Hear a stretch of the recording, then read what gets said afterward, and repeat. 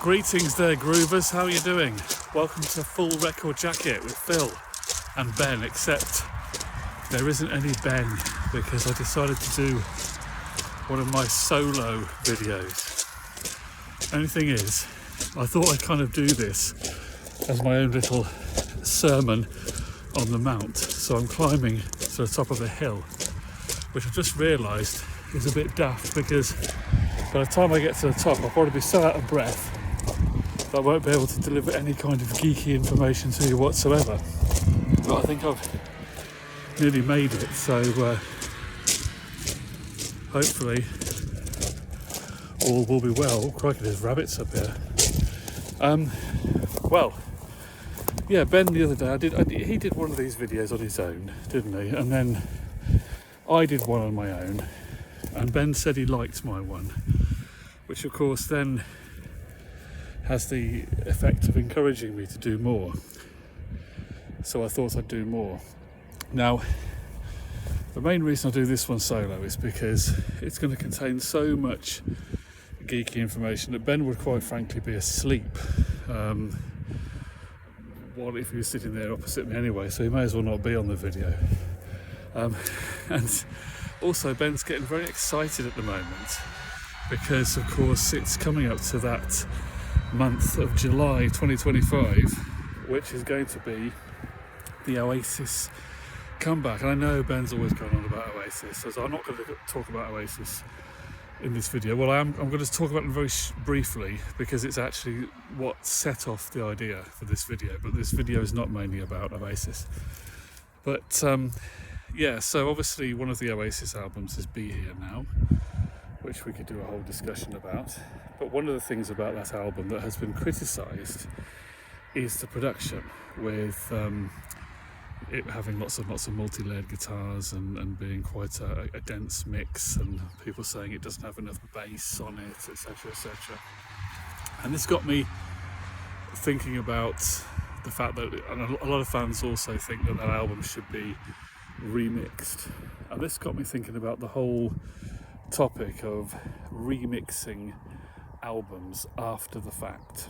Now, that hasn't happened with Be Here Now, although it's almost happened, because when they did the anniversary edition, whenever it was it the 20th anniversary or the 25th or whatever it was, they did a new mix of the opening song and what was the lead single from that album, Do You Know What I Mean? It was Noel Gallagher supervised this mix, which I think was called the Rethink, and that was included on the deluxe edition. But they only remixed that one particular track, and apparently Noel Gallagher thought, do you know what, let's just leave it as it was, and so he didn't bother to remix the whole album as he had originally thought he might do. But that got me around to thinking about albums where they actually did get remixed years after they were released, and so I'm trying to remember a few off the top of my head, and maybe if you can think of any more, you can comment. And my question, of course, as well is all of this worth it? Is there any point in remixing an album to satisfy somebody who was peeved off with something about it at the time? And does it make a difference? Is it worth it? So the one that came to mind, because I was listening to it the other day, I'll get onto some rock band ones in a moment, but the debut album by Joni Mitchell, which is called Song to a Seagull, came out in 1968. It was Joni Mitchell when she was a folk singer, so she's just acoustic guitar basically, not a lot else, just vocals and guitar. And that album was produced by David Crosby of the Byrds, and later of course Crosby, Stills and Nash. And David Crosby wasn't really experienced as a producer, but he had these ideas, and one idea was he got us standing in this room which I don't know where they recorded it, whether it was in a house or a proper studio, but there was a big piano, and apparently he had this lid of this piano open, and he got Joni Mitchell standing near the piano lid, and the idea was that there would be some kind of reverberation from this, and maybe some reverberation from the piano strings, and this was supposed to somehow enhance the ambience. And as it happened, it just makes it sound like a bit of a mess, really.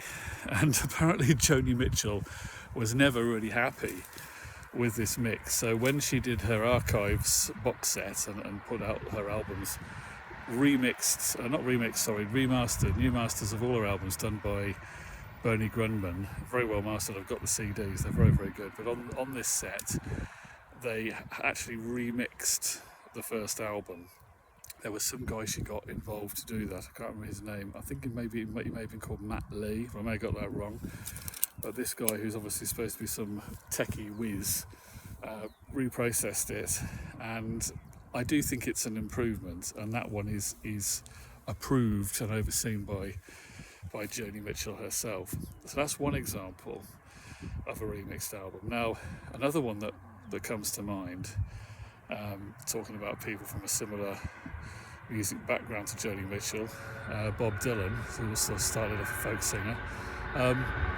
Street Legal is a Bob Dylan album from 1978. It's one of these albums that he's one of those that gets a mixed view from Dylan fans. Some people love it. In fact, I heard someone say the other day it was their favourite Dylan album, and other people have sort of put it near the bottom of the list. It's one that you perhaps have to get to know. But that's an album that was recorded, as is often the case with Bob Dylan, in sort of quite quick circumstances. Lots of musicians on it. It's got the sort of the women gospel-y type backing singers on it, and a big amount of musicians. Got saxes on it and stuff. And Don DeVito was the producer of that album. I think he'd also been the producer of Desire, the one before that. But Don DeVito apparently was never happy with the sound of it. And I first got into that album in the mid-90s, and I had the original CD, which was obviously just based on the original mix. And then in around, I think it was 1997, they put out a new version of Street Legal, which had been remixed by Don DeVito because Bob Dylan had given him permission to do it. But it was Don DeVito, the producer, who was the driving force behind wanting to remix it. And that was put out. And I remember it got some kind of mixed reviews. Some people thought that it had improved the album or improved the clarity, but that maybe some of the songs had kind of, it maybe killed the atmosphere of some of the songs. So again, from this original kind of murky production, wanting to clarify it, but then perhaps it not really pleasing anybody. And in fact, I know that since then, when they've put out a box set of Dylan's complete albums, which were mastered again in 2016, 2014, they reverted to the original mix. So I don't think the DeVito version is on sale now. I don't think it's on catalogue anymore. I've got it. I don't know whether it's worth anything, but I was one of the geeks that bought it. Talking about producers wanting to remix, because sometimes it's the artist and sometimes it's the producer that gets a bee in their bonnet. And I know that happened with a few albums in the 90s. And one that I can think of is R.E.M. and Monster, which of course was their amped up, slightly grungy influenced follow-up to Automatic for the People. This was the album where they were going to do a tour for the first time in years, and so they wanted to make a bit more of a rocking album. And that was done with their producer Scott Litt, who had done 3 or 4 albums with them before that, when they signed to Warner. And Scott Litt was apparently never happy with the mix that came out because he thought it was a bit too murky and maybe too many guitars on it, or too many guitar tracks, etc. Similar with the Oasis album, I guess. And Michael Stipe's vocals being quite buried in the mix. So he wanted to redo that. So when they did the anniversary deluxe edition, whatever it was called, not long ago, only a few years ago, I think maybe 2019, they allowed Scott Litt to do a complete remix of the album, which was provided along with the original mix. And I've listened to bits of it, and I don't really want to listen to all of it because I'm a fan of the original album, and I like the fact that Michael Stipe's voice is a bit buried, and I like the fact that it's a little bit mysterious, and I like the fact that it's got this sort of slightly swampy, grungy vibe to it, so I don't want it cleaned up. So I can't give a complete opinion on it, but I'm not really that interested in it, obviously. The other one I can think of, well, there's 2 actually, from the Seattle scene. There's the first album by Pearl Jam, which is called, what's that called? It's called 10. And and that was a Brendan O'Brien production, and apparently Brendan O'Brien didn't like the way it had been produced, or he regretted doing certain things. And I know that that album has been a little bit criticised for being perhaps a little bit clean, a little bit polished, a little bit radio friendly sounding compared to the other stuff that Pearl Jam did afterwards. And so Brendan O'Brien was given permission to remix it and master it again, more in line with the later Pearl Jam stuff. And again, I gather, I'm not really a Pearl Jam geek, I've not really listened to this, but I gather that the fans have been split on that one, and again, it hasn't really satisfied everybody either. And then the other one from Seattle was, of course, Nirvana's In Utero. Now, this is an interesting one because Kurt Cobain was apparently, in fact it's quite well known that Kurt Cobain was not really happy with Nevermind, the breakthrough album. He thought that the post-production on that had made it far too clean and far too radio friendly, and he preferred the original mix of the album, which I think is known as the Devonshire mix because of the studio where it was done. But you can now, if you go to, you can stream it. I think it's on the Nirvana box set. Is it called When the Lights Out? With the Lights Out?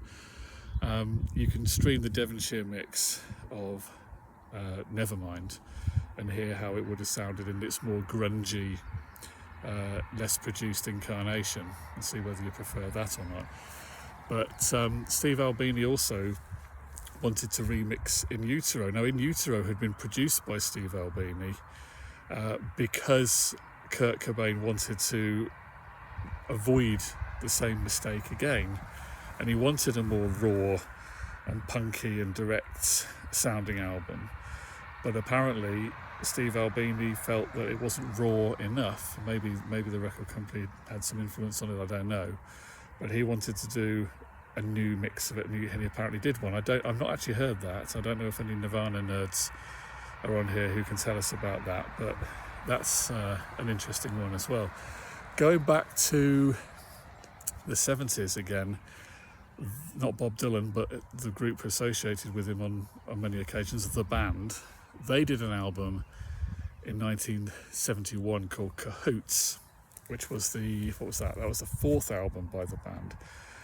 And a lot of people criticised the production of that album. It was apparently done quite quickly, the mix was done quite quickly, and it doesn't have the open sound of the first three albums.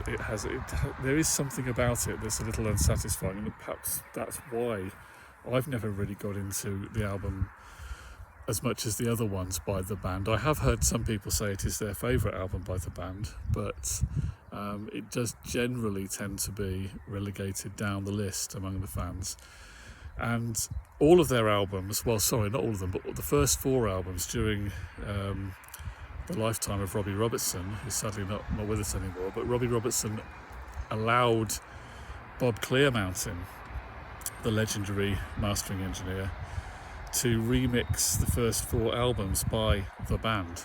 Now, whether the first three really needed remixing is quite a contentious question, but I can see the reason for doing it with Cahoots. Now, I have had a listen to the Cahoots remix, so I have to say I do think it's a major improvement in listenability. It does sound incredibly full, and everything's much more clearly defined, and it was done quite radically because Robbie Robertson told Clearmountain to just ignore the original mix and just do it as if he was just presented with a new recording, and that he had carte blanche to put things where he wanted in the mix. And as a result of that, there is quite a freshness to it. It probably sounds more modern than it did. It doesn't really sound so much like it comes from 1971 now, but it is very listenable. Now, this has also, of course, been done with the... I don't want to go on about the Beatles albums and the Giles Martin remixes. They've been talked about enough, I should imagine, by Beatles geeks. But what you might not know, if you own a copy of Rubber Soul, if you own certainly the CDs of Rubber Soul, the standard CDs, and possibly the vinyl made after 1987, although I'm not sure about that. But when they put out the Beatles stuff on CD originally, back in 1987, they decided to use the mono mixes of the first 4 albums? I think it was up to Hard Day's Night or maybe up to Beatles for Sale. They were the mono versions that were used. And then they went to stereo for the later albums. And George Martin, of course, was still around at that time. This is only like 20 years later, so it's not really that long after the 60s when you think about it now. But George Martin wanted to do new mixes of Help and Rubber Soul because they had been done in these very early 60s stereo style where it's very wide separation. You know, it's all either on the left or on the right, not a lot in the middle. And he wanted to do a new mix just from the 4-track. So I think they're probably 4-point stereo or maybe 3-point stereo, I'm not sure. But the Rubber Soul that you hear, Help and Rubber Soul that you hear on the CDs, is actually technically a remix that was made in 1987. So that's kind of interesting, because a lot of us have been listening to that remix for quite a while without really thinking about the fact that it's a remix. I'm just thinking about producers and artists not being happy with what they produced and wanting to go back. One example of the artist deciding that he wanted to do something but never actually did it in his lifetime is George Harrison, and I'm talking about All Things Must Pass, which was produced by Phil Spector, and it's produced pretty much in line with the Phil Spector style, the so-called wall of sound, particularly on the more up-tempo or rocking tracks, the tracks with the bigger arrangements on them, are done Spector style with lots of musicians, probably some overdubs as well. And it's done in stereo, so it wasn't his original mono wall of sound style, but very Spector-ish. And George Harrison revisited that album back in 2000, and they did an anniversary edition. What would that have been? That would have been the 30th anniversary edition. And I know that was quite criticised. The CD of that was quite criticised for being perhaps a bit metallic sounding and losing some of the warmth of the original mix. But George Harrison did comment in the sleeve notes that he was a bit surprised by just how big some of those arrangements sounded when he went back to the album, and he kind of regretted having the Phil Spector production. But of course at that point it wasn't really possible to do anything about it, because Spector tended to mix everything down onto one track or 2 tracks or whatever, so you can't pull it apart again. But of course nowadays that is a little bit more possible with some of these technologies. So the recent, I say recent, I think it was 2020 or 21, the 50th anniversary edition, which was overseen by Dhani Harrison, the son, he got Paul Hicks to do the remix. Paul Hicks, the engineer he's the son of Martin Hicks from the Hollies, I believe, the guitarist from the Hollies, and he's worked with McCartney quite a lot, and he was commissioned to do this Harrison album. So that's quite a radical remix where they attempted to sort of undo some of Spector's production, and they actually pushed George Harrison's voice up in the mix a bit, and that's quite a bit different from the original. Now, I'm not against people doing these remixes, but I always say that if you're going to do the remix, that's fine, but don't limit access to the original, because the remixes may go in and out of fashion, but you've always got the original. That is the historical record. I still think the original mix of the George Harrison one is definitive, but the modern mix has some interesting things about it. There are some things, particularly the more mellow songs, the more acoustic type songs, are perhaps made very clear, and they sound quite a bit different. There are some things that I didn't like. For example, on the Ballad of Frankie Crisp, there's a mysterious voice near the end, which I believe is Mal Evans, the Beatles road manager, or as it was. and he's intoning something, but you can't really quite hear what he's saying on the original. And on the remix, I won't tell you what he's saying because maybe you don't want to know, but on the remix they pushed his voice up and you can hear him much more clearly. And I think that kind of spoiled the mystique of it, really. I felt that they'd again, and there are things with the Giles Martin remixes of the Beatles that I don't like because they've also brought up some things that were buried, and they've buried some things that were previously prominent. Anyway, I'm getting a bit too nerdy on this one, aren't I? But I'm trying to think of other albums that have had a remix because people weren't happy with them. Iggy Pop did one, which I think it was Iggy and the Stooges. I think it was it Raw Power? What's the one with Gimme Danger on? That's Raw Power, isn't it? Yes, it's that one, where he's got shirtless on the front. No, that's... I think that was produced, or at least it was mixed. I think it was maybe produced by David Bowie. And Iggy Pop apparently wasn't happy over the years with the sound of it. I think he thought the mix was a bit too polite and not raw enough, as in line with the title of the album. So there is now, I think they call it the Iggy mix now. I think if you go to the deluxe edition of Raw Power, you can hear the Bowie mix and the Iggy mix. The Iggy mix being the revised version. I'm not an expert on it, so perhaps if you're a Stooges aficionado, you can tell us whether that was worth doing. But from what I can gather, the fans have been divided on it, as is always the case. So I'm trying to think now whether there are any more albums that have had a remix, either at the behest of the artist or the original producer, and my nerdy mind is now running out of material. So if you can think of any more where the artists have done that, or it's been done afterwards, maybe done after they're dead, let me know in the comments. And if there are any albums out there that you think should be remixed and why, then let us know as well, because you never know, somebody might watch this video and decide to remix it for you. It's probably not likely, but who knows. So I will leave you, groovers, with that thought on this lovely sunny evening.